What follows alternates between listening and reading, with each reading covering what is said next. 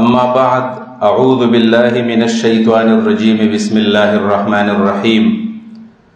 هو الذي أرسل رسوله بالهدى ودين الحق ليظهره على الدين كله ولو كره الكافرون وأيضا قال تعالى ولو كره المشركون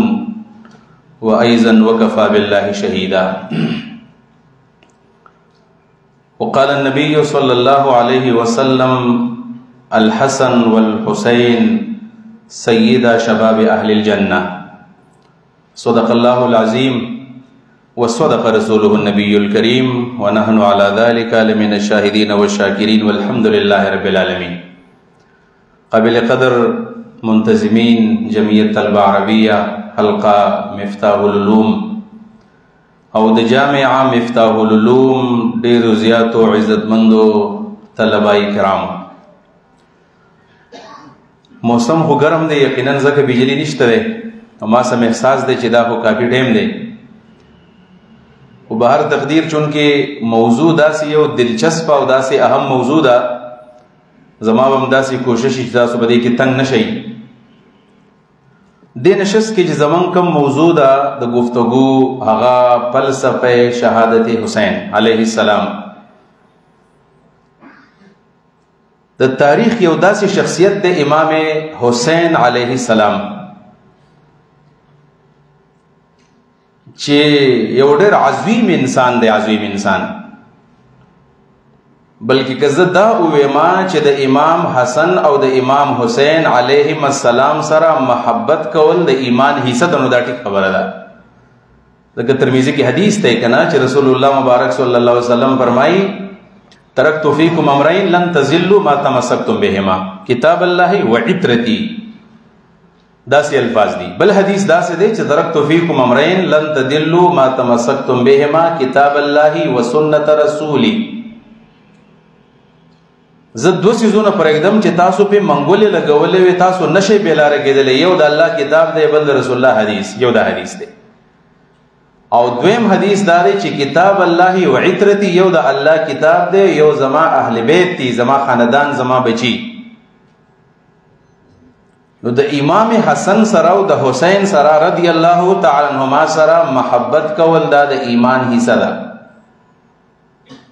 او د حسن او د حسین سره د محبت نه بغیر زمون ایمان ناقص دی. بدقسمتی دا سه دا چې زمون په د مجالسو کې د اهل بیت او تذکرې نه کیږي یا ډېرې کمی کیږي. ما تر دې भरपूर احساس دی، भरपूर احساس.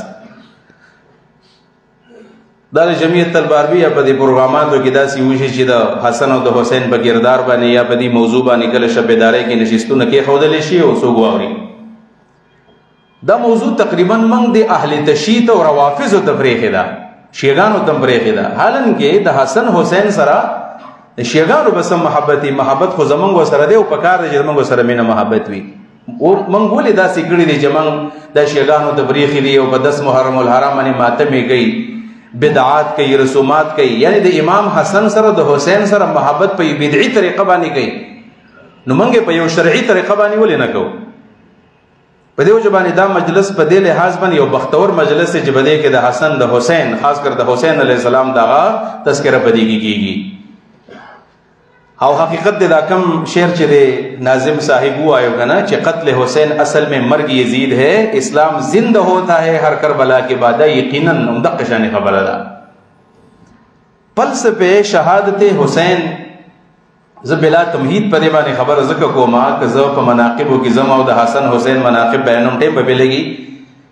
البته د مجلس د زکات په اعتبار باندې زه یم چې دا خو د مجلس زکات او مرګولي د حسن او د حسین مناقب یو دوه حدیثه به صرف وي. هغه دا ده چې حدیثو کې داسې راځي چې حسن او حسین چې د نبی علیه الصلاۃ والسلام وسیری، امام حسین چې او هغه د رسول الله صلی الله علیه وسلم سره د دې سینې نه لاندې د خپو پورې په دې لاسو کې، په خپو کې،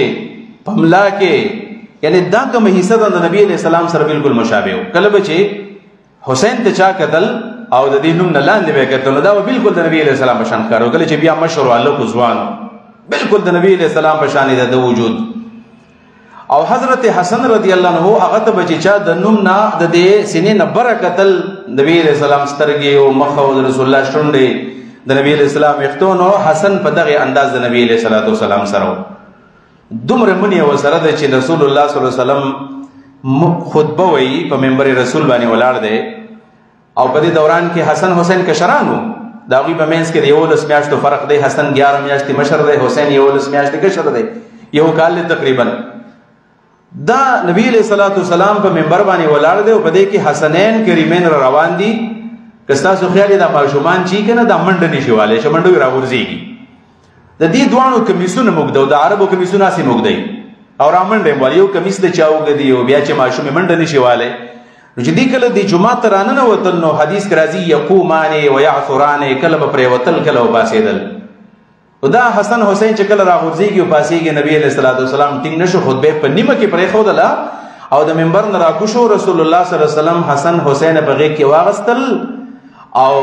په دې وګ باندې دوانه کې نو ولید نبی علیہ السلام تکړه شجاع دلیر سره او طاقتور او نبی علیہ السلام خطبه ویلا او بیا په دې خطبه نه پس ویل چې الله رښتیا ویلي چې وعلم انما اموالکم اولادکم فتنه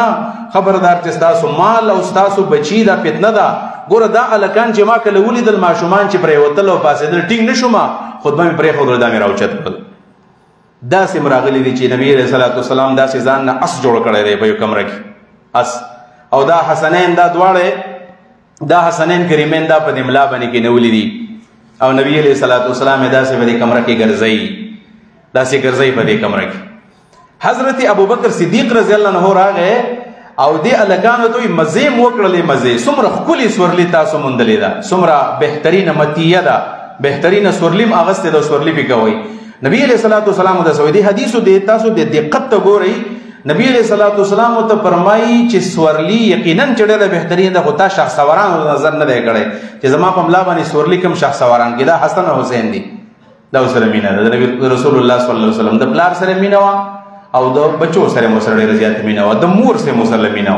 اهل بیت د نبی علیہ الصلوۃ والسلام اصل کې دا سلور کسان هغه اهل بیت ردائی چې ورته ویل کېږي حسن ده حسین ده فاطمه ده علی چې رسول الله په صدر کې بن کړي ودا زما اهل بیت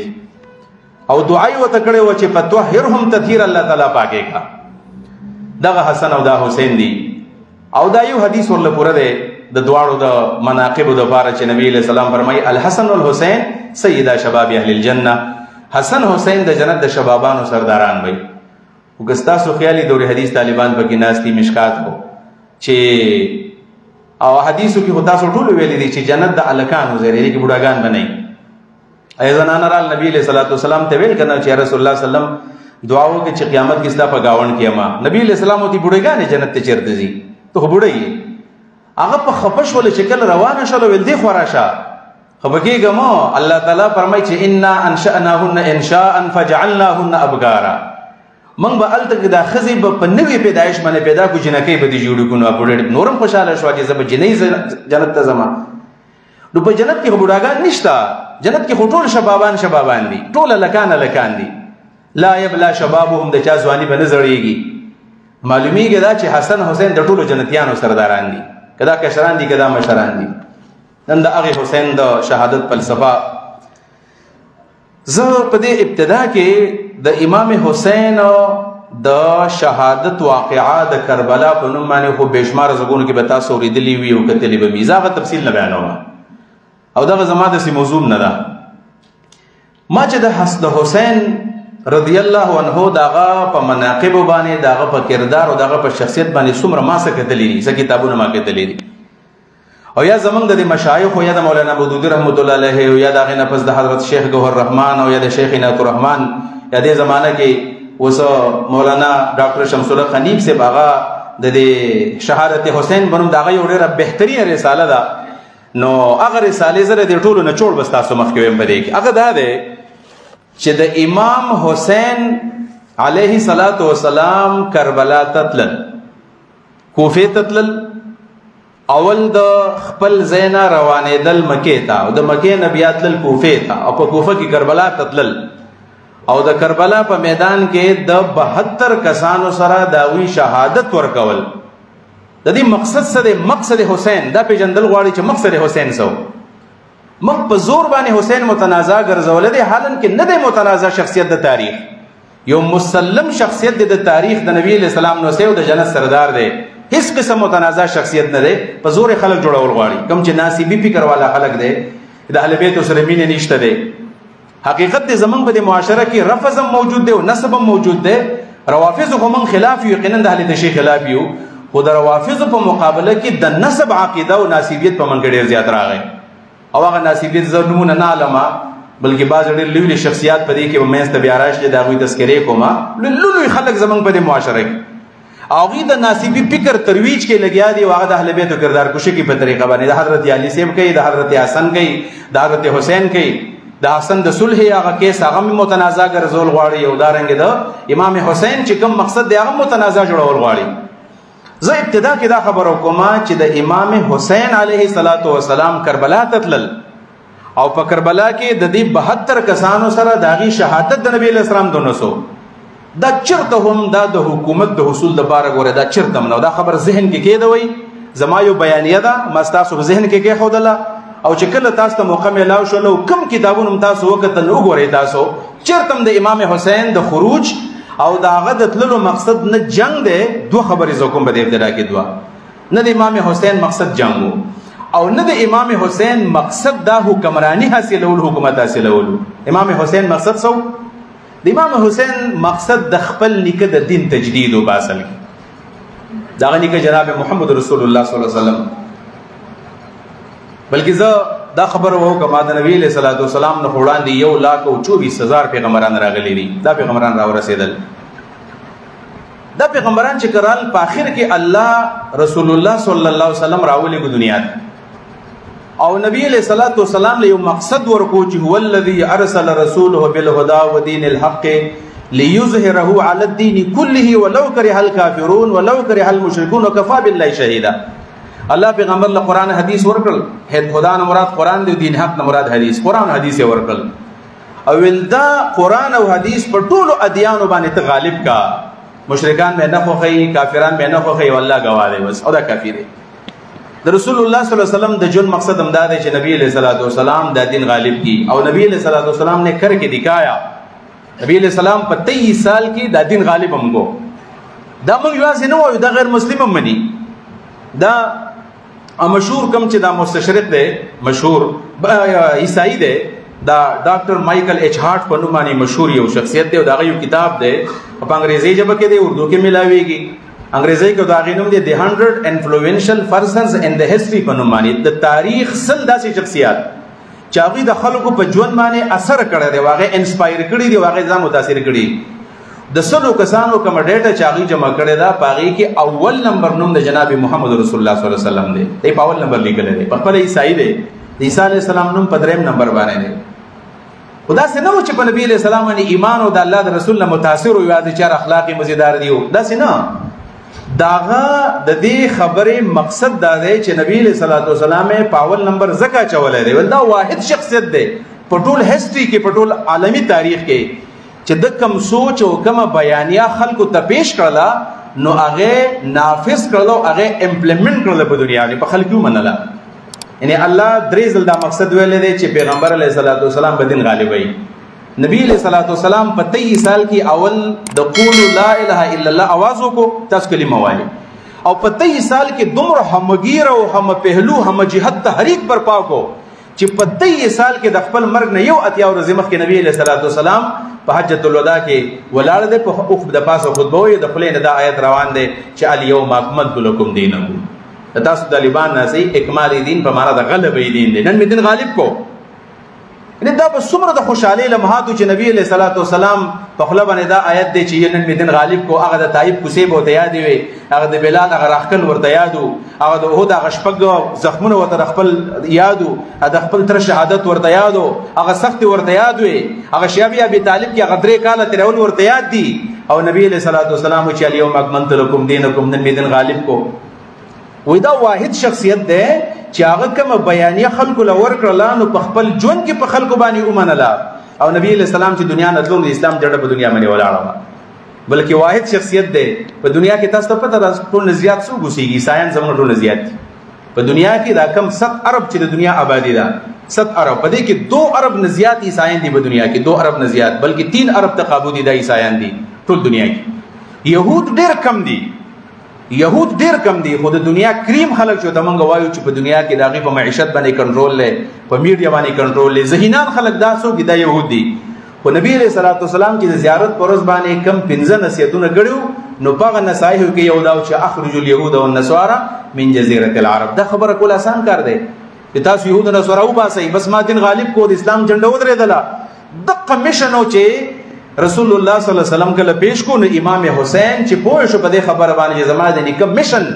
په دې کې نقص راغلی دی، نقصان کمی راغلی دی، د هغې د کمپلیشن دپاره او د هغې د تکمیل لپاره راوتلی دی. دا مې بیانیه کېښودله، اوس په دې زه خپل دلایل ویم تاسو ته. اول دا خبره کوو چې د نبي علیه صلات وسلام د راتلو مقصد یوازې دا نه و چې نبي علیه صلات وسلام عابدین جوړ کړي، صحابه کرام عابدان کړي، درویشانې کړي. دا کار خو راهبانو کوو، بلکې دا څوک سیرت کتلی نبی علیه السلام د 12 کالو په عمر کې چې د خپل تره ابو طالب څخه کله شام ته روانو او د 12 کالو په عمر کې د جرجیس په نوم باندې یو راهب بوهرا په نوم باندې مشهور و، دغسې ملاقات شوی 12 سال په عمر کې. یعنې دا کار خو راهبانو کوو. او تاسو که سورت حدید قرآن کریم کی تفسیر کړئ ورهبانیة ابتدعوها فما رعوها حق رعایتها، په دې ځای کې خو که تاسو تفهیم القرآن وکتو نو داسې ناشنا واقعات پکې لیکلي دي چې خلک په رهبانیت کې دومره انتها ته رسېدلي وو چې کله به داسې په یو خپه باندې ولاړو، په یو خپه 100 کلونه به ودرېدل، چې کله به یې خپه سړی شو بله خپه به ودرېدل، ویل یو خپه مې کار کوي نو په دې بله باندې زه په ځمکه ولې ګرځم. دا رهبانیت یعنې په کلونو کلونو به چا نه لمبر ویل ځان ولې صفا کومه، دغسې څښاک یم که نه، په کلونو به د خلکو دا څښا بوی نه به دې ختل، جامې باندې به دا درب نښتې او دی به لمبلم نو، ویښته به یې نه واړه کول، نوکان به یې نه واړه کول، داسې یو درندګان دا باندې جوړ شوي. نبي علیه صلات وسلام راهبان نه جوړول، نبی علیہ السلام درویشان نه جوړول، نبی علیہ السلام فقیران نه جوړول. تاسو خیالي زمونږ دا سوچ ځای م تاسو به ژوند کې معاشرې ته به ځئ نو زه دل یو سوچ هم جوړوم. الله هم ټول د مدرسو محتممین کا، الله هم شیوخ القرآن و شیوخ الحدیث کا. خو دا سوچ چېرته ګورئ، زه کله په جومات کې چېرته ناست یم، جومات کې هلک پاسېږي خدای وبخه وی پلاني ځای کې زما مدرسه ده، دا فقیران او دا ملنګان را سره دي، یتیمان را سره دي، د چا ټوپۍ نشته او د چا جامې نشته او د چا پیزار نشته او چنده واچي او زکات ورکوي. و دې خلکو د رامولیان طالبان داسې فقیران او داسې ګربه مسکینان موږ کار وکړو، دا په معاشره کې بیا څه کار کوي؟ دا قسمه سوچ نه، بلکې د قرآن او سنت چې پیغام دی هغه بالکل برملا پیش کول پکار چې موږ څه کول غواړو. د مدرسې څه مقصد دی؟ نبی علیہ الصلوۃ والسلام څه دپاره غزه تاسو د هغې دوه مثاله ویم. داسې خلک دی د عمر په شانې، عمر فاروق صاحب دی حکمران دی، د روم نه سفیر راغلی دی، د حضرت عمر مناقب اورېدلي دي، د هغه طرز حکمراني وایي زه د حضرت عمر سره ملاویږم، ملاقات له راغلی دی، ملاقات له چې راغی ویل حضرت عمر څه شو؟ ویل بیزې بودلې دي، بیزې بودلې دي. حضرت عمر فاروق صاحب د بیت المال څاروي په خپله باندې ایستلي دي او تللی دی او دا سخته ګرمي ده د عربو چې ویې کتل او د روم د سفیر په حضرت عمر باندې کله نظر پرېوتو نو حضرت عمر فاروق صاحب په دې ګرمه شګه باندې پروت دی، دا خپل مټی دقه شانې ښودی دی او په دې باندې پروت دی، اوده دی راپایسو. ورته وایي چې تا دا بیزې راوستلې دلته نو تا په دې غلامانو باندې ولې نه ساتلې؟ تا به یو غلام را لېږلی یو دومره عظیم انسان چې په روم کې ستا نه خلک یېرېږي او ګوره تا بیزې را ایستلې دي او په دې سخته ګرمۍ کې پروت دی. نو هغه ورته څه وایي؟ وایي د حکومت ذمواري په ما ده نو الله به تپوس د غلام نه کوي، زما نه به تپوس کوي. داسې حکمراني د حضرت عمر فاروق صاحب، داسې حکمراني. او د ده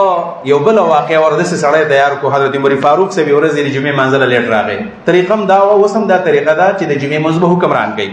خلیفة المسلمین به کوي. چې ناوخته راغی نو خلکو شکایت وکړو چې ګوره موږ د کېنولي او ډېر سخت دې خفه کړلو. نو حضرت عمر فاروق صاحب ورته چې خفه کېږئ ما، اصل کې زما یوه کورته وه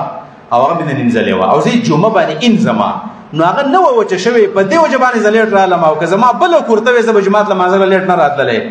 نو هغه راوي وایي چې کله ما د حضرت عمر فاروق صاحب جامو ته وکتل 8 پیوندونه په هغه کورته کې لګېدلي. دا حکمرانان نبي علیه السلام تیار کړل، داسې خلک یې تیار کړی دی. په دې وجه باندې خوند زه دا وایم که نه چې هغه غالبا چې دا د غني خان اشعار دي چې توبه هله د شرابو چې شراب درته پراته وي، توبه هله د شرابو چې شراب درته پراته وي. هغه نور اشعار نه یم، د هغې اړو ضرورت نشته دی چې ملا پروت دی په جومات کې وایي رندانو ته خراب او نو دغه فلسفه سټیک نه ده او بهر تقدیر دا خبره ده کمال ده چې توبه حل د شرابو چې شراب د تبراته وي یعنی دسه خو سړی مدرسه کې ز ګنا نه کوم ته په ګنا د سوږي سړی وز کرپشن نه کوم شاکر الله مو وز کرپشن نه کوم کرپشن د شي وږي یا به تور مثال سړی وز غلا نه کوم مدرسه کې سړی بغلا کوي یا سړی وز غیبت نه کوم نو طالب او عالم هم غیبت کوي یا سړی وز مدرسه کې منګه سړی روټي خورو منګ ټول مردال لوبیا خورو غوخه نه خورو مې نه خورو غټ خوراکونه نه کوو نو موږ نشته د نو سبق کو خوندا کوي چې یو سړی د ټولي دنیا حکمران دی د 22 लाख مربع میل په ځمکه باندې خلیفہ دی 22 लाख مربع میل په ځمکه خلیفہ دی او ټول پوجونه دغه اشاره ته په انتظار دي ټول خلک دغه اشاره ته په انتظار دي او هغه چې راوځي دغه په بدن کې او دغه په کپړو کې ته پیوندونه لګیدلې ته پیوندونه او هغه ځان د الله نماینده او چې د الله نماینده مو الله به زمانه تاسو کې دغه حکمرانی او چې د رسول الله په ابو بکر باندې په عمر باندې په عثمان باندې په علي باندې شپږ میاشتې حضرت حسن د دې په باره کې نبی صلی الله علیه وسلم پیشنګوئی کړې و ابو داود کې د حدیث تاسو دراشي چې رسول الله فرمایي خلافت النبوه بعد 30 سنه یو داسې د الخلافه بعد 30 سنه یو حدیث دا دی دویم دا دی خلافت النبوه بعد 30 سنه هغه خلافت چې هغه په منهاج د نبوت باندې دی نبی علیہ الصلوۃ والسلام چې کم منهج او کم طریقه پرې خوانو 30 سال بدا چلیږي په دې ځبانه چې کله 29 سال او 6 میاشتې کله د حضرت علی صاحب د شهادت باندې خلافت وشو نشپک میاشتې پاتې وي نو حضرت حسن علی السلام راغی او هغه خلافت سنبال کو چې کله شپږ میاشتې خلافت وشو نو بیا مشهور ده د حضرت امیر معاویه بن ابي سفیان رضی الله تعالی عنهما سره صلح وکړه صلح حسن په مشهور دی او دا صلح حسن تاسو وګورئ سټډي کوي دا د دې شقونه وګورئ په دې ځان پوهیږئ په دې ځکه د دې شمس الله خنیر صاحب دا کوم کتاب دی شهادت حسین په دې کې هغه یو د کمال خبره کړل دا غز تاسو شیر کوم هغه وی چې حضرت حسن ولې صلح کوله دا خلیفہ راشد دی او کله چې حضرت علی رضی الله عنه شهید شو نو حضرت حسن خلافت نه قبلو ویل زنه قبلو مدا په زور ولا خلق ورکو د اهل الرای او د اهل الحل والعقد دا غوي اتفاق راغی حضرت حسن خلیفہ شو نو به ول خلافت پر خود دا غلط کارو خلافت پر خودل مسلمانانو مشر کړل او تبیا پرېګ دی دا غي وجه اصل کې دار چې هغه تر خپل لیکه قول یادو چې خلافت النبوت بعدی 30 سنه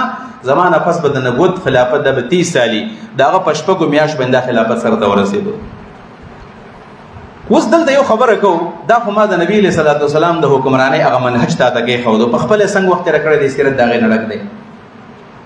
ورازو حسینی کردار لا کله من د اسلام نه امام حسین اوېستو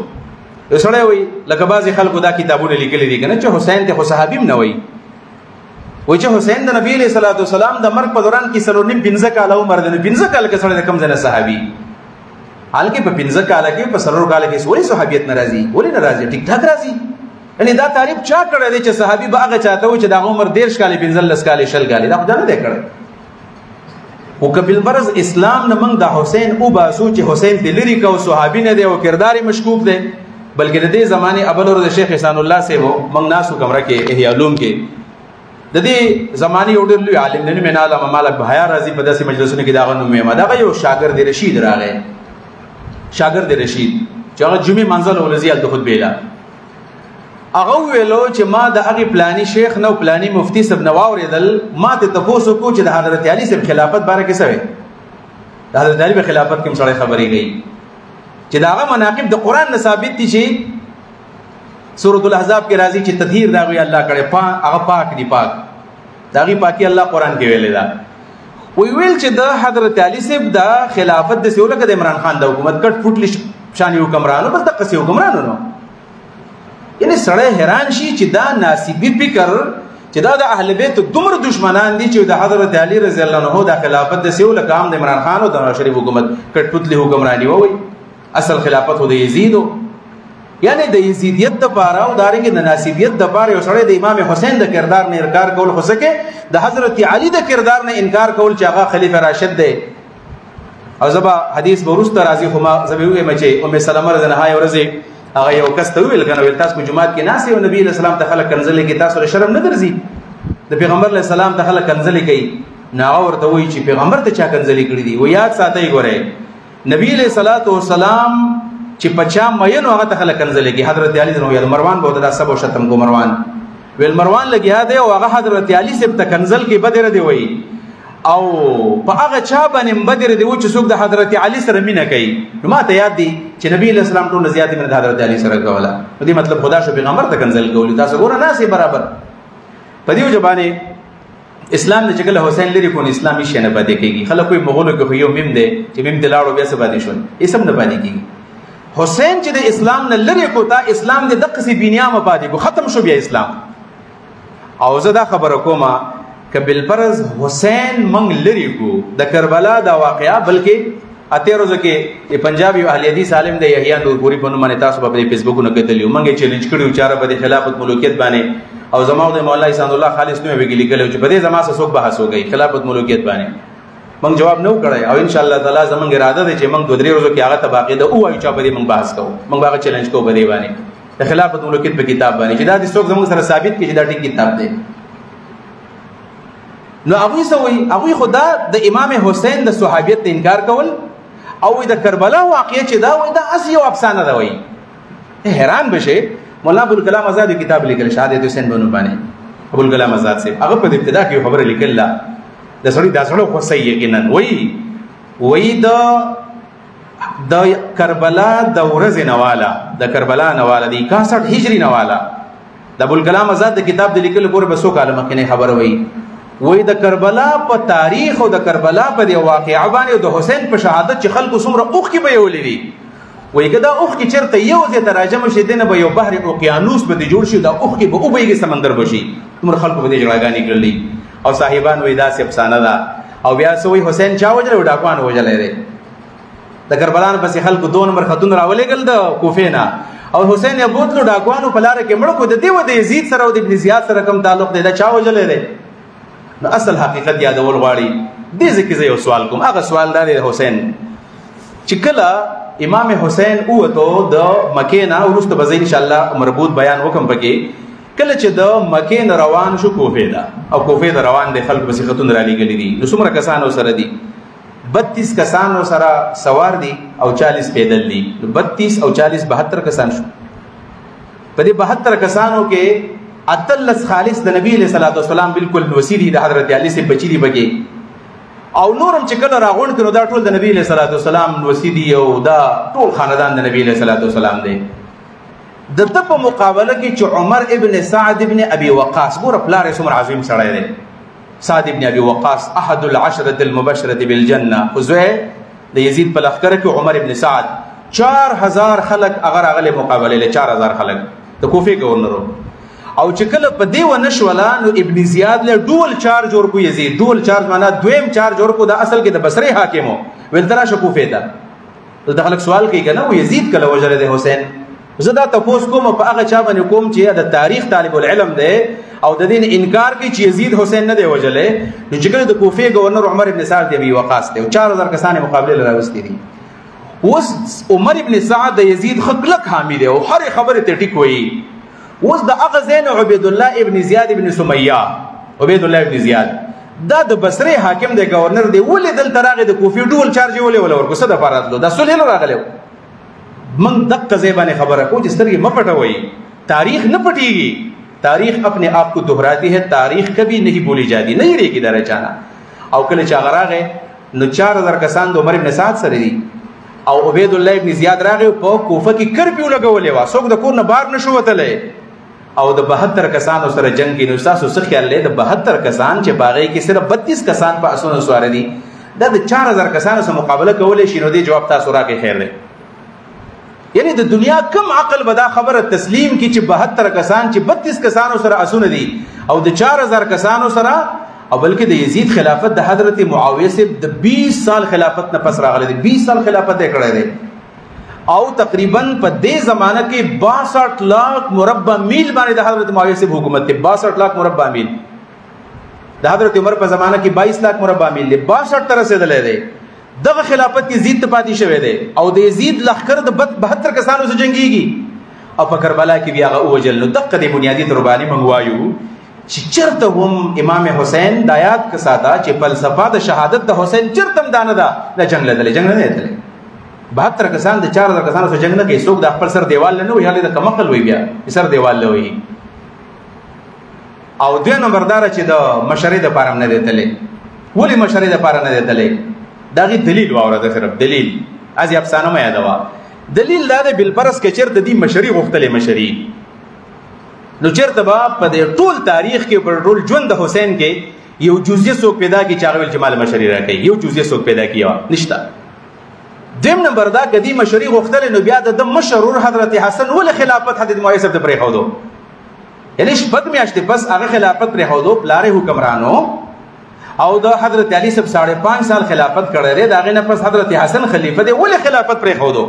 نه دی پرې خلافت پرې خودو. مطلب دا چې مشرۍ نه وغوښتله، مقصد دا و دا کومه طریقه ده، دا طریقه صحیح نه ده. په دې وجه باندې امام حسین د 72 کسانو سره دلې د جنگ لته د نه حکمرانی لته دی او په اصل کې هغه په دې خبره باندې پویدو چې کله سپریم کورټ زبا یو ساده مثال په دې جواب کې وي. ما سپریم کورټ کې چې کله د شپږو ججان یو بنچ جوړ شي او شپږ ججان کله 15 ججان پکې یو طرف ته فیصله کوي، یو جج پکې خلاف شي دا څوک اوري نه اوري. یعنی پښپکو ججانو کې چې یو ججم سیټ شي نو دا څوک نه مني، 15 ججانو خلک مني. ولې حسین په دې نه پوهیدو، د نبی علیہ السلام دین نه یاد کړی چې زما په مخالفت باندې اسم نه کیږي. امام حسین پوهیدو چې د 72 کسانو په خلافت او مخالفت باندې زما په مخالفت باندې اسم نه کیږي، بلکې دا خبره چې دا خلاصه کې د پلار حضرت علی مرتضی رضی الله تعالی عنہ 5.5 سال خلافت کړی دی او په 5.5 سال کې د جمل سپین جنگونه راغلي، نهروان جنگونه راغلي دي. د خلافت ملوکیت د مطالعه نه پس که تاسو چرته په دقیق او په عمیق نظر باندې مطالعه وکړئ نو په حضرت علی باندې قسم برب جوړه بدل شي، والله لازم سبه جوړه ورزي چې دا څومره صبرناک سره دا لکه زر دا یقین پر دا سکه عاشورا نو په دې عاشورا باندې ما به قصدنه مدن د عاشورا ځان نه راولا په دې 13 عاشوري په ورځ باندې ما خام ز په موږ باندې ودرېدل، ما خام په موږ باندې او ما ته په دې مونږ کې بس د کربلا دا منظر دا سره غي قسم برب چې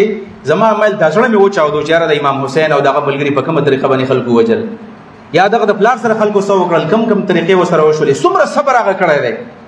دا د نبی علیہ السلام د ټول پیشنګویان هم کړی او نبی علیہ السلام صبر هم ور کړو، تسلیم ور کړی و. نو حسین ته پته نو چې زما د پلار سره چا کړی دي چې زما خلافت والما په دې وجه باندې خو وای کنه چې یو شعر د مالک له ځان سره چې گزرے ہیں اس جہاں میں ایسی بھی کچھ شہید، گزرے ہیں اس جہاں میں ایسے بھی کچھ شہید، مقتول تا ابد رہا قاتل نہیں رہا. مقتول شو داسې خلک تللی دي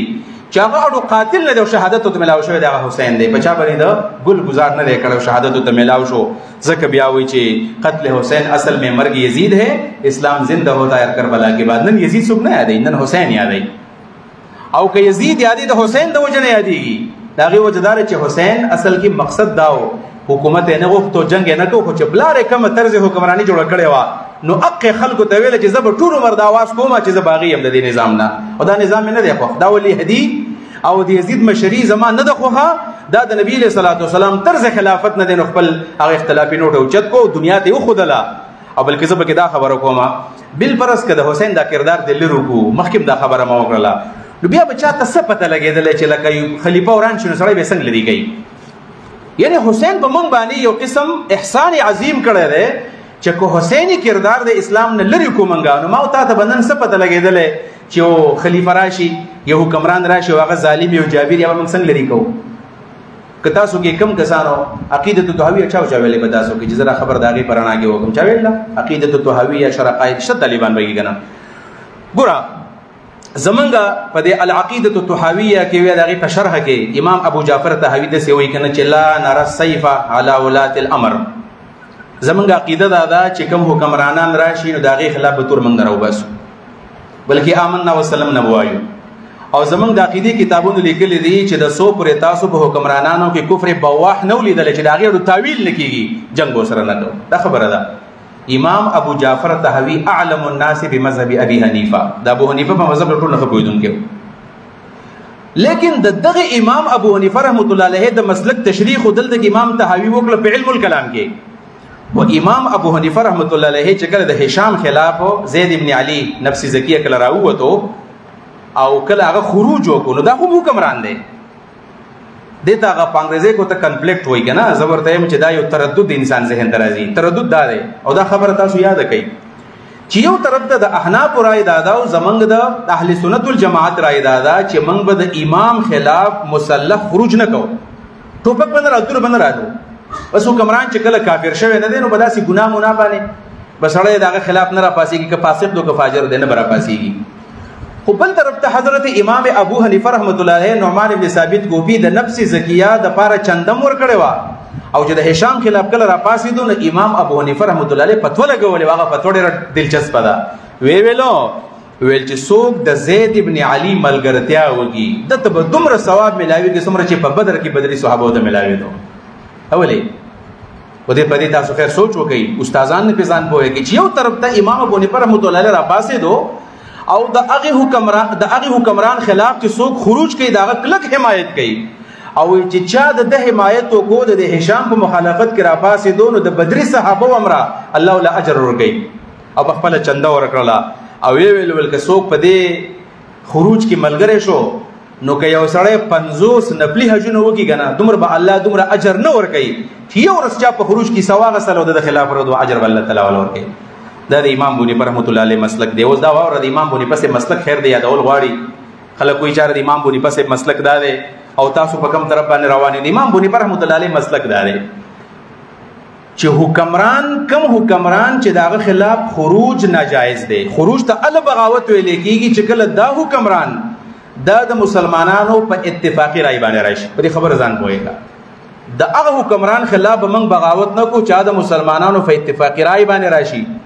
اهل الرای اهل الحل والعقد داغه نامینیشن او داغه انتخاب کړی او دویم نمبردار چې جبري بیعت به چانه نه یاغسته په زور به چا مسلط شوی نه د خلاف به سړی خروج نه کوي. هوګي سړی په خپل باندې په غیر شرعي طریقه باندې راغلی دی، په هغه طریقه نه راغلی کومه طریقه چې د مسلمانانو داغه خلاف به سړی بغاوت کوي، داغه خلاف په خروج کې راوځي. با منصور خلیفہ دی کنه داغه مشهور واقعه ده. خلیفہ منصور دی داغه چې کوم درباری دی ربيع ابن انس ته ویل چې دسی وکا چې امام مالک محدث او امام دی، امام ابو حنیفه او ابن ابي ذئب دا درې کسان دي. دا راول زما خواله دا دغه زمانه داسې خلکو چې خلکو د خبره منله د دې په فتوا باندې عمل کو د دې خبره منله. امام ابو حنیفه امام مالک او ابن ابي ذئب دا درې کسان رال د خلیفہ منصور دربار لا څه ته پوسه کی تاسو هغه مونږ وایو کنه چې افضل الجهاد من قال كلمه حق عند سلطان جائر. ور جهاد دار چې ظالم حکمران مخې د سره د حق کلمه وي څنګه د نو اوره هغه امام بونی پسې ویلې و چراغ نو د درې وړو ته وی چې تاسو زما د حکومت په باره کې څه خیال لرئ، تاسو زما د حکومت باره کې څه خیال لرئ. امام مالک رحمت الله علیه ودا سي خبر وکړه پر رخصت باندې عمل وکړه. رخصت عظمت خو مونږ پیژنو، پر رخصت عمل وکړو. وسه بزان تنګو موضوع د سبب بحث کومه پہلے سے کار دے چې کتر دے اهل نوې نو الله تعالی نه درکولای ځان د اخلاص کوستا کتر دی حکومت اهل نوې کنه نو الله تعالی نه درکولای خبره ختم شو. ام به خوشاله شو اهل یما. ابن ابي ذئب تو استاس خیال دې زما په باره کې استاس خیال لې نه ابن ابي ذئب وردوي وې د دنیا حکومت خو الله هغه چاله ورګي چې وغواړي یؤت الحکمت من یشاء. اې الله اراده را خلې مرګي بدلې مرګي ظالم له مرګي فاسق له مرګي او عادل له مرګي تعلیم در کړی دی. ویات ساته ګوري منصورا د اخرت خلافت او حکومت الله هغه چاله ورکه چې څوک د اخرت د خلافت طلبګاری او د الله نه په صدق دل باندې سو غواړي. مطلب دا د دنیا کټپټ له حکمراني او د اخرت طلب پتا کې نشته. محمود پر رحمت الله علیه فرمایو کله چې دی ابن ابي ذئب دا خبر وکړ منصور دارنګ جوړ شو قار شو ولما د دې جلات تکدل چې اوس به تور رالي او د ابن ابي ذئب دا سر به وهي او د پوینه به زما او د مالک دا کپڑے بسري کیږي. شاید چې مال مقرانی کې علماء ته ویل چې ستا سره د امام بونی پر رحمت الله علیه ته وي. امام ابو حنیفه رحمه الله ورته ویلزه اول خو دې سه وکړه چې کړه د ځان د پر د جنت پوس کې غوسه کېږي بنویل. حقیقت دې چې کله د چاته وې کنه یار زما په دې جمعیت البربیه کې واغه احتساب اوس به کنه به احتساب یو احتساب به وګوره چا سبا جګړه مګر نه کوه چې صح حقیقت یې هغه وایي دای سي کنه او په دې کې وګوره غوسه کېږي ابن بیا. نو امام ابو حنیفه ورته ویلو چې ګوره د ځان د پر کله ته زمانه ته پوس کې نو غوسه کېږي بنویل نه غوسه کېږي ما ویل ستاسو خلافت دی دې ته کلمۃ الحق وي ستاسو خلافت دی ستاسو په خلافت باندې د اهل الرای دوه کسان دي متفق شوي. یعنی کم از کم چې دوه کسان خدا سي و چې تعالی رائے درکړه ته خو د دوه کسانو په اتفاق هم نه راغله بس د مسلمانانو خلیفہ شوی نو چې دا خبره وته کله وکړه ډیر زیات سړی پریشان شو ګډوډ شو ویل زی د دربار نه زی وی شړل درې وړه وی زی اور استاد ما جوړ لانا رہے اوس دومره خيار دی دا منصور دی ربيع ابن انس له د پیسو درې تیلې ورکړې درې ډک ډک تیلې د پیسو سم خیال لکه دا سی یو غټه تیلې موږ له سوګرا کې کنه صابر سے والے رحمت ویل چې دا د سټیټ بانک نه دا نوې نوټونه دا ګرم ګرم او دا د سوګ درې ایمان په سره ټینګي یو تیلې په امام بونی په پسې ولېګلا وی په ابن ابي ذئب پسې ولېګلا وی په امام مالک پسې ولېګلا چونکی امام مالک ځان خلاص کړو نو دی منصور خلیفہ دی ربيع ابن انس ته ویلو ولکه امام مالک ته دا روپۍ واغستلې وړه کور لا سو ته مو وای کدي دوانو درنه واغستې سر ولو مال سر راوړه یعنی امام مالک خو زما خلاف نه کړ خیر دې پیسې دی والی حکمران ته تحفه غسل ګناه نه ده ګوره عمران خان غریب یا سټیس مس کو باغ شي کې چر د سو غړې مړې خرڅې کړې دا ټول خلکو خرڅې کړې وغیرہ حساب کو بګیاس اذان جواب ورکړي مونږ څه ټینګ مونږ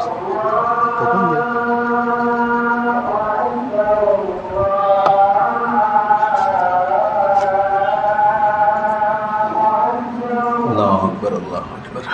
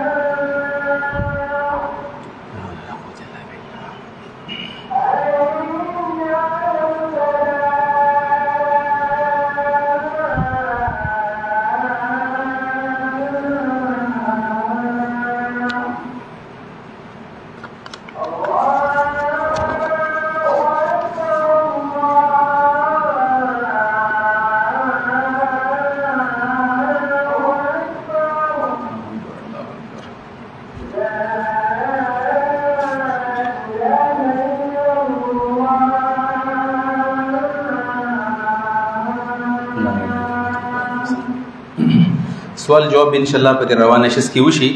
ما خو خیال دا ټیم ډیری تاسو په مخ کې ناتون نظمون ټیم ډیر واغستو ما خوش په ګو پانی تقریر لیکل او ځان نامل د بزوي ما بار تقریر اجمال ظالم او وسو خبره مدمومه کله چې امام مالک لا هغه تیلیرا لا خور کړل ابن ابي ذئب ته ویداواله ویدا می تعالی چا در کړی منصور وې زه د منصور د پاره د حلال نه ګرم ځان د پاره به څنګه حلال وګړم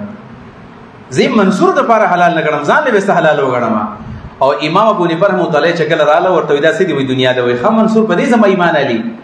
وای کپتور مې سټ وਹੀ کدم زرا پیسې نه لم دا ورله واپس ورکه چکل واپس وړي شکر دی چې دا پیسې قبول نکړي ورنه د ابن ابي ذئب او د نعمان خسرون بل دوست په مجلس کې اوس پراته وي بعد د امام صاحب تاسو تمام مسلک وایو اخیره مقصد ټیم چون ګډر کم دینو زبر خپل خبر راغونډه کوم بنیادی قرباني کوم مسله چې وا د امام حسین اختلاف پس جوړ شو دا د یزید په ولی عہد باندې جوړ شوی دی ولی عہد پیژنې تاسو ولی عہد یعنی اوس چې دا سلمان د سعودي عرب شاه د حکمران دی کنه او د خپل زوی چې دی محمد بن سلمان ام بي اس باندې چې مشهور دا د ولی عہد دی یعنی زمانہ پس په دا ورسته حکمرانی حضرت معاویه رضی الله عنه شل کاله خلافت د مسلمانانو کړی دی یو کس سوال لولګو چې سید سليمان ندوی سے وایي چې نبی رسول الله فرمایي زما د خلافت به 30 سالي او دا غې نه پس په بیا ملوکیت راځي او دا به سم چیچل وکي او دا سه ملوک عزوز برازي. نو ملوک عزوز چې راځي نو په هغې کې هغه چیلنج ورکړی دی چې د معاویه صاحب خلافت پکې شامل دی، موږ د دې اتفاق نه کوو. د حضرت معاویه صاحب خلافت او ټیک د خلافت ورته نه دی ویلی شوی، هغه ته ملوکیت ویلی شوی دی، په خپله ویل انا اول الملوک، خو د هغه که ملوکیت هم دی په دې کې عدل هم انصاف هم پکې و، اسلام پکې ترقي کړې ده، ظلم جبر ختم شوی و، په دې کې اختلافات ختم شوي دي، زیات شوي نه دي. نو په دې وجه موږ د دغې سره اتفاق نه کوو. به هر تقدیر بنیادی طور باندې حضرت مغیره بن شعبه صاحب دا نوم یاد ساته. مغیره بن شعبه صاحب راغی رضی الله عنه حضرت معاویه صاحب ته ویلو، ویل ته بوډا شوی، غالبا دا هغه وخت چې تقریبا 13 کاله 11 کاله د معاویه صاحب د خلافت شوي و، بوډا شوی بیا. ویل ستا نه پس به څوک حکمراني؟ ویل که ته بالفرض وفات شوې پته نه لګي خلافت به څوک سنبالي، هغه جګړې به بیا ریوایز کېږي کوم چې د حسن په زمانه کې او د علي صاحب په زمانه کې شو. ویل څه پکار دي؟ ویل پکار دا چې ته د ځان دپاره څوک ولی عهد جوړ کړي. ویل ولی عهد به څوک وي؟ ویل ستا زوی دی که نه یزید ټیک دی که نه؟ خو د دې نه وړاندې وایي دا مغیره بن شعبه صاحب د یزید خوا نه راغلی چې ستا د پلار تا ولې نه ولی عهد کوي؟ پکار چې تا ولی عهد کړي. نو هغه د پلار سره دا خبره چې وکړله نو هغه مغیره صاحب راوغوښته، ویل ته دا خبره څنګه یزید ته کړله چې دا ولی عهد کوي؟ ما ورته په اخلاص باندې کړله. په دې خبره ځان پوه کوي د صحابه کرامو په اخلاص باندې او دغه په نیت باندې به شک نه کوو چې یاره دی ولې ولې ورکوله دا مشوره اخلاص باندې ورکړې ده ورله. خو دا سیاسي غلطي وه، سیاسي غلطي ځان پوهوئ. یو وي په اسلام کې داسې بدعات کول او غلطي کول، یو سیاسي غلطي ده، پولیټیکل غلطي ده. دغه سیاسي غلطي و چې ده وویلو چې یاره ته یزید ولی عهد کا. نو حضرت معاویه صاحب ورته ویل دا به څوک ومني؟ ویل ولې به ونه مني؟ په هغه زمانه کې دوه غټ ښارونه کوفه او بصره. ویل په کوفه کې به زه خلکو په زړه کې دا خبره واچوم چې یزید ولی عهد کوي، او بصره څه وکړه؟ بصره چا ته حواله کړه؟ هغه زیاد ته حواله کړه، زیاد عبید الله پلار ته حواله کړه. ویل ټیک ده، ویل موږ به دله ماحول جوړ کړو. داسې وشوله چې کله مغیره بن شعبه لاړ کوفې ته، په کوفه کې 10 کسان د خپل زوی موسی په قیادت کې راولګل. معاویه صاحب ته وویل چې دا سړی مشر کا، د کوفې نه هم تایید راغی. زیاد چې کله راغی او هغه په بصره کې معلومات کول، نو په دې بصره کې د عبید ابن کعب نمیری رضی الله عنه سره ملاقات وکړو. ویل ستا څه خیال دی؟ ما ته معاویه صاحب جواب رالیږلی دی چې ته د یزید په باره کې خلک کنوینس که خلکو ذهن ته خبره واچو څوک یې مني که نه مني، رایه عام اواره کا. تاسو ته په دې جمعیت کې استصواب وایي، استصواب دا استصواب و، دا څه ګناه خبره نه وه. هغه ورته ویل چې عبید ابن کعب ورته ویل چې یزید خو فاسق دی او مونځ نه کوي او شراب څکي او دا کارونه کوي، دا سړی. ویل داسې وکړه، ویل ته جلتي مه کوه، زه به یزید څه خبرې وکړم چې که ته بالفرض د مسلمانانو مشري کې نو ځان جوړ کړه، که ځان جوړوي ورته به ووایو چې راغی یزید ته ویل دا غلطیانې یې لري که؟ ویل زه به لرې کړم، زه به ټیک شم. یزید وله شورټي ورکړله چې زه به د ځانه غلطیانې وباسم. په دې وجه باندې د دې وخته پورې د یزید ژوند یو شانې دی. اخوا ژوند بیا په دې کې الهیت هم شته، په دې کې تقوا هم شته، په دې کې بیا صلاحیت هم شته. د دې وخته پورې د ځواني ډېره خطرناکه او داغداره ځواني وه. په دې وجه باندې حضرت معاویه صاحب ویلو چې به زه تاسو زه د ځان دپاره یزید ولی عهد ګرځوم. اوس د مدینې خلکو ته به څوک وایي؟ نو دا خبره ډېره دلچسپه ده پکې. د مدینې حاکم مروان دی، مروان ابن حکم ابن عاص. حکم ابن عاص د حضرت عثمان د تره زوی دی، مروان یې د تره د زوی زوی دی. مروان د مدینې حاکم دی. ده ته وویل چې ته لاړ شو په جومات کې په مسجد نبوي کې خلکو ته ووایه چې یزید ولی عهد کوي، معاویه صاحب ستاسو څه رایه ده؟ هغه تاریخ زه اوس نه مات کوم، ډېر شارټ دی چې ما په تفصیل دا خبره کړې. بهر تقدیر کله چې هغه پاڅېدو نو ویل حضرت معاویه صاحب وایي چې دا یزید زه ولی عهد کوم. نو په هغه ځای کې خلک خاموش ول، څه خلک پرې راضي او څه خلک د یېرې د وجې نه خاموش شو چې یاره یزید ته څه ضرورت دی. په دې وخت کې یعنې په دې وخت کې یو نوم یاد ساته، سعید ابن زید. څوک دی؟ سعید ابن زید. دا موجود دی، دا د عشره مبشرو نه اخري نمبر صحابه دا موجود دی. نو ته په موجودګۍ کې یو اکابر صحابه ژوندي دي. د بعضې صحابو رایې دا و، حسین ژوندی دی، عبدالله بن زبیر ژوندی دی، ابن عباس ژوندی دی، ابن عمر ژوندی دی، عبدالرحمن ابوبکر ژوندی دی. د دې خیال دا و رضی الله عنهم چې په دې کې د یو کس مشر شي. بهر تقدیر په دې دوران کې چا څه خبر ونه کړله، خو چې کله مروان ویل دا سړی موږ یزید ولی عهد کوو، نو عبدالرحمن ابن ابوبکر پاڅېدو، د ابوبکر صدیق زوی دی. ورته ویل دا هرقلیت دی او دا قیصریت دی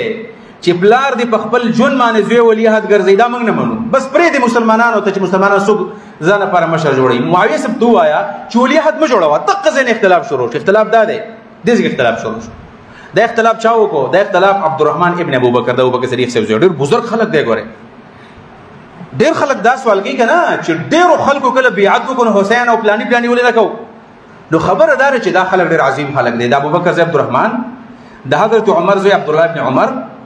د حضرت زبیر ابن عوام زوی عبدالله ابن زبیر، د حضرت علي زوی حسین ابن علي دا اکابر صحابه کرام دا موجود دي. عبدالرحمن ابن بکر دویل هرقلیت دی نه منو دا خبره ویل مروان دومره ظلم وکړي. مروان ویل چې کینا ستاسو د خاندان په باره کې خو الله آیت نازل کړی دی چې والذي قال لوالديه اف لكما نستا په باره کې خو الله چې تا مور پلار ته خیری کړي ابوبکر او ابوبکر خزه خپل مور پلار ته تر پاسې کې ما باندې اعتراض کړي و هغه دومره خپه شو راغی خپل خور د عائشه ته ویل زنه هدا په جمعات کې خو مروان زما ډېر غټه بې عزتي وکړه او ما ته ویل چې ستاسو باره کې د آیت نازل شوی دا زما په باره کې نازل شوی دی. ویل حضرت عائشه ویل چې الله دې توبه برباد کا ته په دې نه پوهېږې چې دا لعنت الله پچا ویل دی. ویل دروغ وي ما ته معلوم دی چې الله پیغمبر پچا باندې لعنت ویل دی. ویل ما ته یاد دی چې د دې مروان پلار حکم ابن عاص دا نبی علیہ السلام د مدینې نه شړلی ولی شړلی دوه وجې وي. یو دا وه د نبی علیہ السلام رازونه به خلکو ته ښکاره کول. دویم د نبی علیہ السلام پیښې به کولې. ویل دا حکم ابن عاص نبی علیہ السلام شړلو د مدینې نه طایف ته تللی. ویل دا د په خېټه کې په هغه وخت کې په ملا کې دا نو پیدا چې کله یعنی دا چې کله طایف ته تلو د په ملا کې د نطفه و چې کله الله تعالی پیغمبر دا لېږلی شړلی و او نن دا ستا په باره کې دا خبره کوي چې ستا باره کې الله آیت را لېږلی دی. دا هغه خبره وکړه چې دا لاړلو طایف ته نو طایف کې وروستو بیا دا پیدا شوی دی دا مروان د حاکم ابن عاص دا زوی او بیا چې کله رسول الله وفات شو ابوبکر زمانه و دی ویل زه راځم مدینې ته ویل مه راځه پابندي ولګوله. د حضرت عمر زمانه راله ویل موږ راځو مدینې ته ویل نه به راځي. د حضرت عثمان په زمانه کې بیا راغلی دي. د مروان څه شخصیت دی نو یو شخصیت و ټیم خو ختم دی څه کوو ها بوزم مخکې څه کول غواړې اوس بس ها بوزم وروسته مونځ وکړو صحیح. دلته بېرته خبر لکه لس پنځلس منټه وکړم. صحیح ده خبره دا ده چې د مروان او د حکم ابن عاص په دې شخصیت د لږه خبره کومه چې دا دیس وګو یعنی د ابوبکر د زوی په باره کې دا خبره کول او د عایشه رضی الله عنها په خاندان باندې حمله کول د ابوبکر صدیق په خاندان حمله کول. موږ د صحابي په دفاع کې مروان د دې حیثیت موږ نه مونږ دا څوک دی د مروان د حضرت ابوبکر په مقابله کې او د عبدالرحمن په مقابله کې. حکم ابن عاص څوک دی د عثمان صاحب د تر زوی دی او د دغه دوه مسلو په بنیاد باندې نبی علیہ السلام د مدینې نه شړو طایف ته. د په باره کې د مسند احمد روایت درته وایم. مسند احمد ابن حنبل په دې کې دا روایت ده حدیث نمبر 6520 مسند امام احمد ابن حنبل هغه وی دا روایت په اور باندې واره د حکم ابن عاص په باره کې درته وایم چې د مروان پلار څنګه سره او دا څنګه سره دی. رسول الله نه دی پرېخه مدینه کې ابوبکر نه دی پرېخه عمر نه دی پرېخه د حضرت عثمان د تر زوی حق په او چې خپلوان او ظاهره خبر وا د رشتہ داري په بنیاد بیا راوسته دي. مطلب د تر زوی د حق د رشتہ دار کنه صله رحمی خو څه تقاضا کوي د هغه صله رحمی په تقاضای مدینه ته بیا پرېخه دی.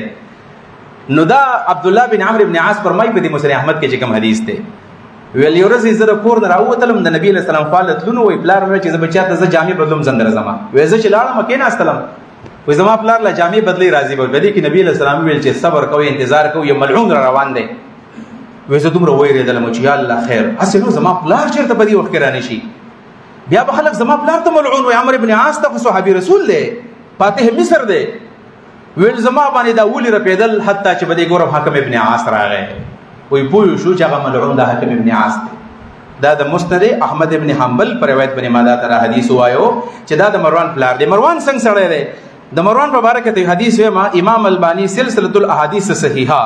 جلد نمبر 7 حدیث نمبر 1649 نه غلط شوم صفحه نمبر 1649 ته حدیث نمبر 3940 حدیث نمبر چې دا یا د 3940 نمبر حدیث دی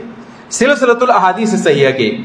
روایت راوړی دی او پاغي کې وایي چې رسول الله خوب لیدلو نبی علیہ السلام خوب لیدلو. مروان باره کې څه خوب دی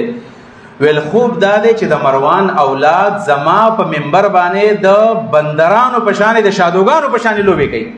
خوب یې نو ما چې زما منبر دی د مروان خاندان دی او د شادوګانو په شان ښکته کوزيګو برخې چې د منبر رسول ده. ویل دا غي نه پس نبی اسلام چې د خندل نو ډېر غټ غم وستو چې سبا کېږي د مروان خاندان به اسلام سره بس کوي نو هغه سبا سره کوي چې به زوی ما چې هغه څه کړی بیا ناشنا واقعیات د مروان د وجنه چې حضرت عثمان صاحب د ځان د پاره منګو تنن سبا اگر چې هغه زمانہ کو ته دا نو چیف سیکرټری خو پیژنې کنه په 22 ګریډ کې هغه په 22 ګریډ کې یعنی صوبې د ټوله یو چیف منسټری وزیر اعلی دویم نمبر باندې به چیف سیکرټری سپیانو مشر د اسټابلیشمنت اصل ګروه روام دی د مروان حضرت عثمان په زمانه کې چیف سیکرټری وو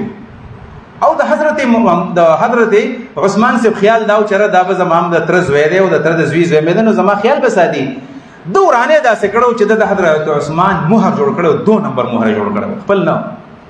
او د خلکو تخطونه لګلو پاغه به مهر وو د خلکو به خیال چې د حضرت عثمان دی دا به دو حضرت عثمان چې خلکو بدنام کړ دې شخصیت د لاسه بدنام شوی عثمان صاحب جنتی صحابي دی حضرت عثمان خو ذوالنورین دی حضرت عثمان د نبی علیہ السلام ویلو عثمان چې صدې خو هغه کو الله ر تمخ کې ورست ټول ګناونه معاف کړی دي دا عثمان دی ورته ویل زما خو دل ریانی دی ما درکړلې که زما 50 ریانی وي او دا یومړه کې دی بلو مې درکولې بلومړه کې دی بلو مې درکو هغه صحابي دی رد دراسه بدنام شو دا مروان دی نو د په باره کې همدغه د شخصیت دی او بلکې بل زبر طبيعه بل خبره وکم مسلمي روایت دی دام د البانی سے په سلسله صحیحه کې ذکر کړی د حدیث نمبر 3332 دی دا چې د ام سلمہ رضی الله عنها ابو عبد الله جدلی د روایت کړی دی ابو عبد الله جدلی چې ویل چې تاسو ډېر بیکاره خلک د پیغمبر د منبر د پاسه هغه ریوا دا اوسه خوب دی کنه د پیغمبر د منبر د پاسه پیغمبر ته خلک کنزل کې تاسو د خاموش نه سي هغه ورته ویل چې مور پیغمبر ته وسو کنزلی وکي ویل ولې نه حضرت علی دی نه کوي او مروان وای چې د حضرت علی بدوي سوق د حضرت علی سره مینه کې د غیم بدر دوی حالن کې ما ته پته ده چې نبی صلی الله علیه وسلم په ټولو صحابو کې زیات مین پچا باندې په حضرت علی باندې دا کنزل پیغمبر ته نشوي بل کارنامه واورا بل کارنامه دا مصحف الامام پیژنې تاسو مصحف الامام هغه د تدوین قران خو د ابوبکر په زمانه کې داسې په کاغذونو کې شوی کاغذونو کې وشو پړم بي ځلباني دا چې کوم مصحف الامام د کم چې باول ځل په کاغذ کې قران کلو لیکل شو ابوبکر چې وفات شو نو د حضرت عمر ته پرې خو حضرت عمر چې کله وفات شو نو د خپل خلور له حضرت حفصه له ام المؤمنین لور کو داغه سره بیا چې د حضرت عثمان زمانه را لاله دا مشکل الاثار کې امام طحاوی د روایت راوړی دی جزء ثالث کې چې دا مصحف الامام د حضرت حفصه سوون حضرت عثمان زمانه شراله ورتویل دا مصحف ما دراکا ادینه موږ یو مصحف جوړو یو چې بس باغې کې یو قرات قرآنی کم چې وز دا عام روایت حفص عن عاصم دی په دې باندې دا قرات لګل کې د قریشو لغت کې ویاغي ورنه ورکوي چې اول را سره دا وعده وکړي چې ماته به واپس کوي واپس به کوم قراله راغی چې کله ولا ورکو او حضرت عثمان کله شهید شو دا د مروان بدبخت لاس راغی او مروان دغه مصحف الامام سوزولې دی دا زمون سره محفوظ نه دی کارنامې د مروان دی دغه مروان راغی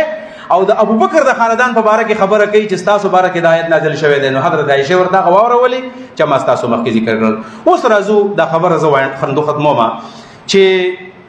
کله د وزید ولی عهد خبره کوم کله چې معاویه سه وکتل چې زما د زوی د ولی عهد سو خلاف دی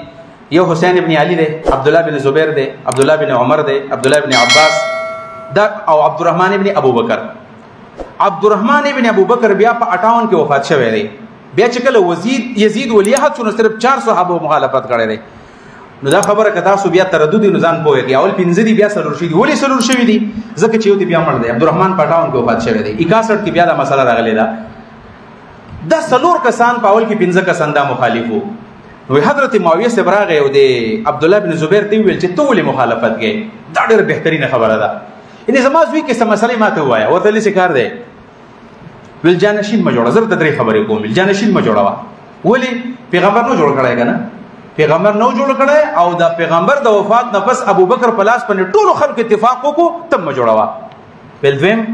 ویل دویم تجویز دا ده چې تخامخ ولیه جوړې نه بیا د ابوبکر په طریقه باندې عمل وکاو ابوبکر څه کار کړو ویل ابوبکر صدیق ولیه جوړ کو خداغه د خاندان نو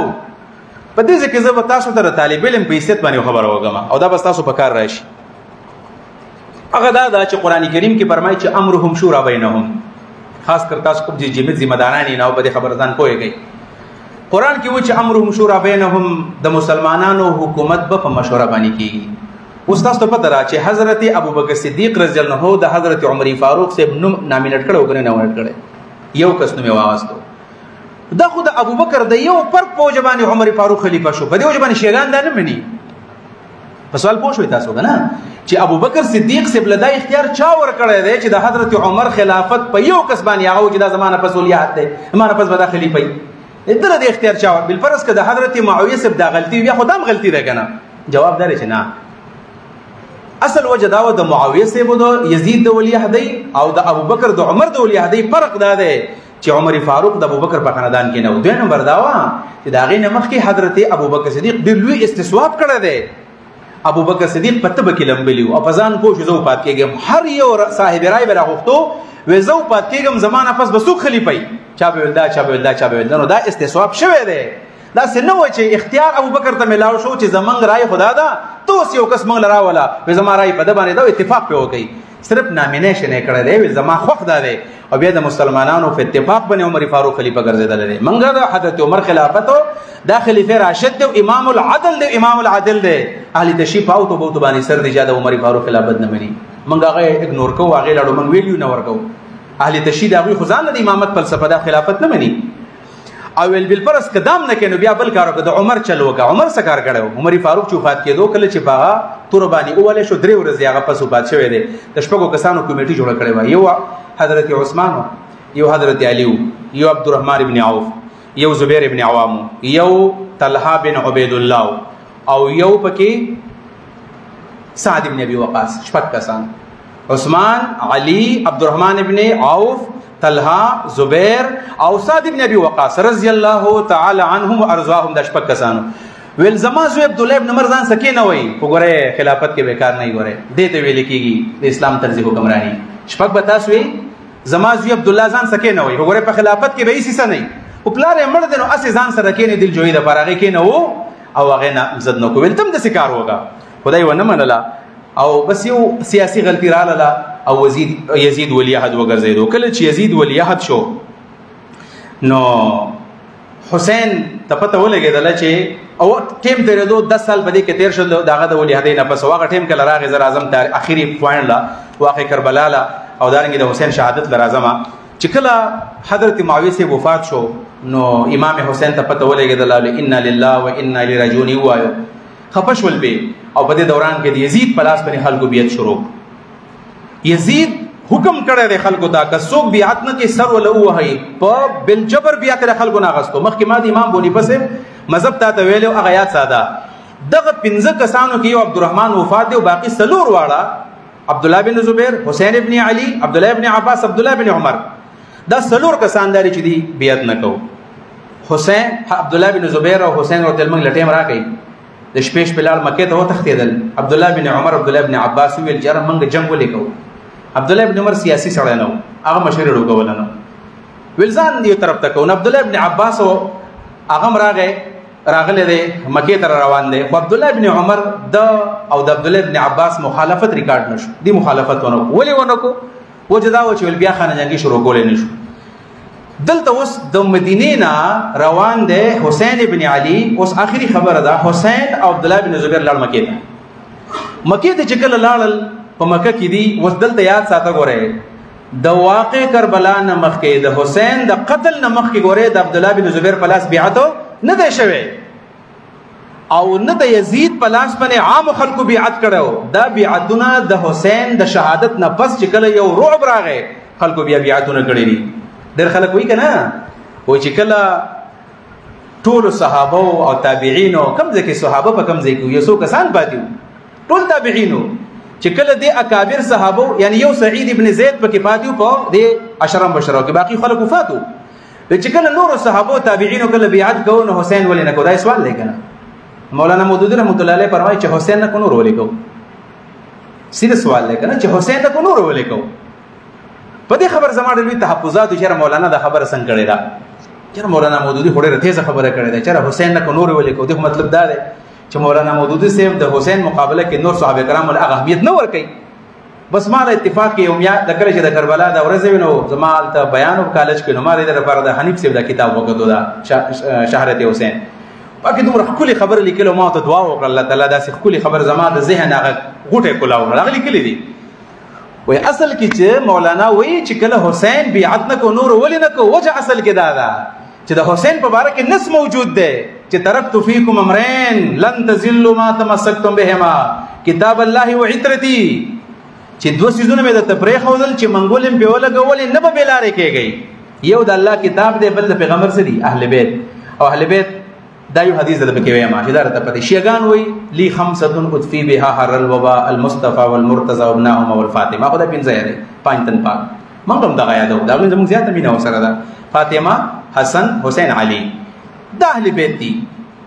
خدا هغوی مني موږ ورسره د پیغمبر بیبیانې منو د پیغمبر نور اهل بیت او خاندان سره هم منو خو یو خبر پکې کومه چې رسول الله صلی الله علیه وسلم یو ورځ په کور کې دی حضرت عائشه او ام سلمہ په کور کې ناشتي دي په دې کې حسن راغی حسین راغی علي راغی فاطمه رضی الله عنهم رالل نبی علیہ الصلوۃ والسلام داسې صدر را واغستو او په دې کې ټول په ځان را خور کو داسې په دې کې دا ټول خاندان دا 4 کسان راګیر کړل ویل اللهم هؤلاء اهل بیتي فطهرهم تطهيرا الله دا زما اهل بیت پاکه کا دا اهل بیت دا اهل بیت ردائي دي صادر اهل بیت او ترکت فیکم امرین پریم خود له حسین پرېخه ده نو چې حسین پرېخه ده د حسین په لاس منګول لګول ال بشر نه بیلاری کیږي ځکه مولانا مودودی و چې حسین کله بیعت نه کو نور ولې کو ولې تابعین کو حسین له پکار چې کړه حسین ولې نه کو د نیکه یاد تازه کو چې دا طریقه هر قلیت تیرا ټیک نه ده لاړ کله چې مکه ته عبد الله بن زبیر لاړو نو هغه وخت کې خلکو د عبد الله بن زبیر او د حسین ډیر واملی استقبال او ډیر زیات والهانه استقبال خو دې ځکه چونکه د حضرت حسین د بلار خلافت مرکز کم ځای یاد دي دا کم ځای علي سے په کم ځای کو کوفه کې وکنه کوفه وا کوفه ته منتقل شوی د عبد الله بن مسعود نورست بیا کوفه ته حضرت علي سے دلو د کوفه خلکو خطر ولېګو په دې ځای کې وستا د ذهن یو غټه کولاو هم هغه یاد ساتي چې د کوفه نه خاتون راغلي 12000 خاتون راغلي کوفه نه او حسین ته وی راځه من ستا په لاس باندې بیعت کو استاد نیک دین من بچ کو مشری نه چې مشری غواړي حسین او دا وته ډاکوان خودن را لګیلو ته ډاکوي چې تاغه ډاکوان وي حسین دومره معصوم سړی د نبی اسلام اهل بیت ډاکوانو په سر باندې باغازي کوفه ته حسین چې کله روان دي کوفه ته 2000 خاتون راغلي دي نو کدا لیوانه وي او ساده وي سیده روان شوی وي حسین خپل د ترزوی مسلم ابن عقیل ولېګو بلال شاه معلومات وکړه چې هغه کې څه صورت حال خلک رښتیا وي که دروغ وي نو چې کله خاتون وکتل شول نورپوری صاحب د صاحبان وی دا وته ډاکوان هوتن را لګلیو خط چاره لګل د نو واورا خط چې کوم لومبه صحابي دی نو اغا نوم د تزوی ما چې دا لومبه کوم صحابي دی چې خط را لګل دی دا په صحابو کې دی د نوم دی سليمان ابن سرد رضی الله تعالی عنه سليمان ابن سرد رضی الله دا صحابي دی خط صحابو را لګل دی ورته او کله چې کوپه کې صحابه کرامو سره کول دا واورا چې کله حضرت علي سره لاړو د حضرت عبد الله بن مسعود نفس کو بيد وی قتل 1500 صحابه کرام په کوفه کې بعد 1500 صحابه 4000 محدثین پکې دعا وکړه وی رحم الله ابن ام عبد ملأ الكوفه علما وفقها الله لي عبد الله بن مسعود باندې رحم وکي کوفه خو د علم او د فقه ډکه کړی دا سليمان بن زرد او د نور خلکو خودن راولېګل کو چې کله مسلم بن عقیل لاړو نو مسلم بن عقیل په غزا کې شهید کو ظالمانو چې شهید کو نو حضرت حسین ویل چې زوس خامه غزما او زبد خپل لیک دین بچ کوما عبد الله بن زبیر ته وستا څه خیال په مدینه په مکه کې و وستا څه خیال له ته هم را تختیل لې وستا څه خیال لا شم کله نه شماغه د لارشه عبد الله بن زبیر ورله مشوره کړ لارشه کوفی خلک دی غواړي لارشه وزلته چې عبد الله بن زبیر په نیت باندې چرته اعتراضونه کی چې ولې له ګوزان ته لار نه خالی کولا مطلب دا چې ستاد لیک دین دی او خلک ستا سره مینه کې لارشه چې کله تراله ستا په لاس مو بیعت وګو چراغ د عبد الله بن عباس ته پوسو کو سړي راي د لارشم کله نرشم المزا الکوفی لا یوفی کوفی خلک وفادار ندي مزا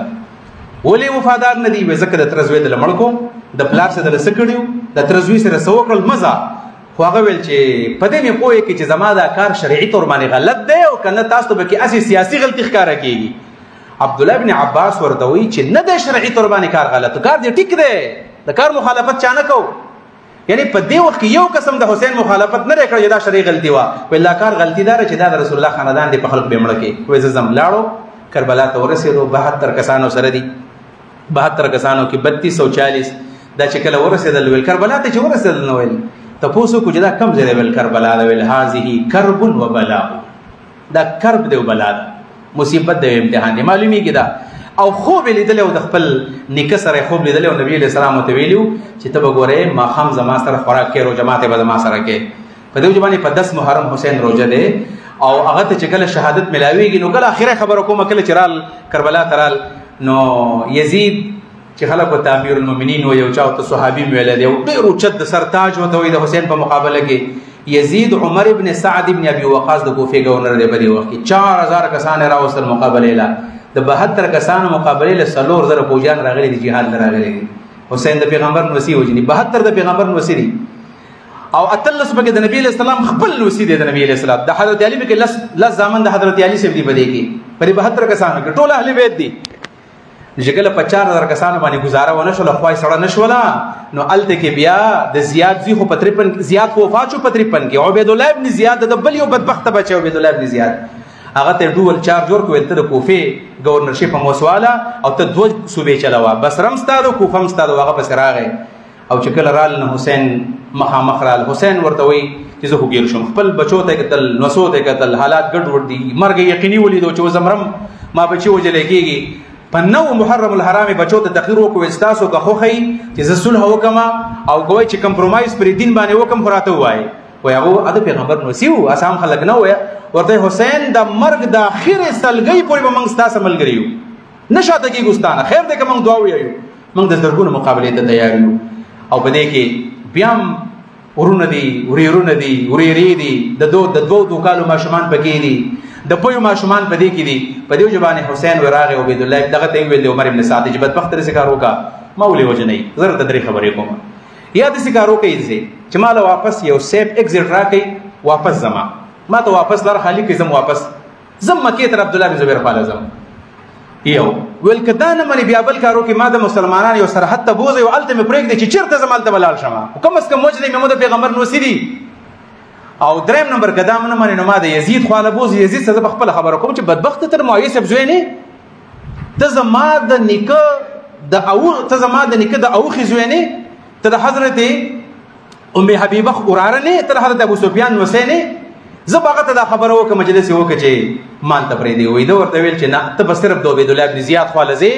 عبید الله ابن زیاد بستان د یزید په باره کې بیعت په زور اخلي ورنه موږ بستا خلاف کار کوو دې ته نیم تیارو او په دغه ځای باندې حسین هم شهید کو او دا غسر یو یا کسان شهیدان کړل او په دې باندې واځي معاف نه کړل چې دې شهیدان کړل بلکې دې بدبخت سرونه کټ کړل او دا وی په لاشونو باندې اسونه وزغلول او صاحبان وې د افسانی دی واسي خلک د خلکو د سترګو نوخ کې بیاي او د خلکو د جذباتو سلوبې کوي دسي تاریخ هم چرته شته چې په کروڑاو په اربونو مسلمانانه هر کال په 10 محرم باندې هغه تازه کوي او ته یو ځوان راځي افسانه ورته وي په دې وجبانه د حسین چې کله شهید شو او داغه په دې ځکه بیا خبره د حسین سره چې کله د عبید الله ابن زیاد دربار لویړو عبید الله ابن زیاد بدبخت کړ دا چوکر اغسته دا او په دې شونډو کې او په دې سترګو کې ولا وਹੀ نو حضرت انس وته وي مکه او بدبخته د الله رسول می دل کان یسلمه چې نبی له سلام دا خپل ولې د پیغمبر له صلوات والسلام شونډې په دې لګې دلی ته ته سکه نو خلک وي دای وي د سنوا چې دا یزید چرته د امام حسین د عبید الله ابن زیاد ول د یزید د امام حسین په شوندو کې دغه د سنو وهله چې دای ول په دې شوندو کې په دې سترو کې دا چوکا ورکول دی ول صفت کو چې شونډې خيسته دي اسی سم خیال لري دا موږ کومه غلطه خبره ده چې تاسو چیرته وراري بچی می خورې می او تر هغه د سترګو صفت کې څوګله پسترو کې لختي ور کوي چې دا سترګې خيسته دي څوګ داغه په خپل کې لختي ور کوي چې دا د خيسته دی چیرته دا یو ناشنا تعویل دغه په باره کې دې ځکه یو بل روایت هم ده بل روایت چې دا سر د عبید الله ابن زیاد د پس د یزید دربار ته مړ شوی دی او په غزه کې صحابي ناشته ابو برزه اسلمي سیب ناشته او یزید دغه عمل لو کو داسې ولوي شروع شو د خبرې کولې د سترګو تاودا او د لختې په کې جواله وي ابو برزه اسلمي ورته چې دا کار دی غلط کومه کوو داسې بهر تقدیر دې زه پورې د حسین د قتل او د شهادت واقع بیان کړه مقصد سو نو مقصد زما چې دا تاسو که زما بیان په غور اوریدلې و هم بګینې ځای کړي مقصد حسین بالکل ښکار دی چې جنگ نه دیتلې خلافت نه دیتلې حکمرانی نه دیتلې بلکې د خپل لیک دین بچ کولو لپاره تلو ورنه په 72 کسانو د 4000 کسانو مقابله چیرته نه کیږي په دیو ځبانه د یو سوال به حل کومه هغه سوال دی بس خلک په انتظار دي بس ټیم ختمو مزو اخر خبر دا چې کله د حضرت حسین مقابله کله کوله مقابله چې مقابله کوله په دی وخت کې چې دا کم خلکو خطونه لګیلو هغه خلک چیرته لاړل په خبر پوهیږي تاسو دا سوال دی خلکو دا کوان د خلک چیرته د 12000 کسان چیرته لاړل دا 12000 کسان تلی چیرته دي نو خبره دا ډېر خلکو دا دوکباز خلکو او په کورونو کې پټ شوی دي کرفیو لګیدلې وا چې څوک به بار ته نه راوځي چې څوک راوتل وجوبه د مسلم نیاقیل په شان چل به وسره کو په دې وجبانی د 12000 کسان چې واغرا نلل او حسین شهادت ورکو الله رب العالمین موږ حقیقي مانو کې حسینیان جوړ کی د حسین کردار هغه الله زمنګ نصیب کی دې ملګری سوال کړ چې په یزید باندې چا د کوپر پتو لګول بعض په لګول خو د کوپر نسبت غلط دی فاسق ظالم یقینا دی کافر نه دی کافر چرته هم هغه چاته نه ویل کېږي چې هغه الله او رسول مني په ګناهي کبیره باندې اهل سنت باندې څوک کافر کېدی نشي. هذا عندي والله اعلم بالصواب وصلى الله تعالى على خير خلقه محمد وآله وصحبه اجمعين برحمتك يا ارحم الراحمين.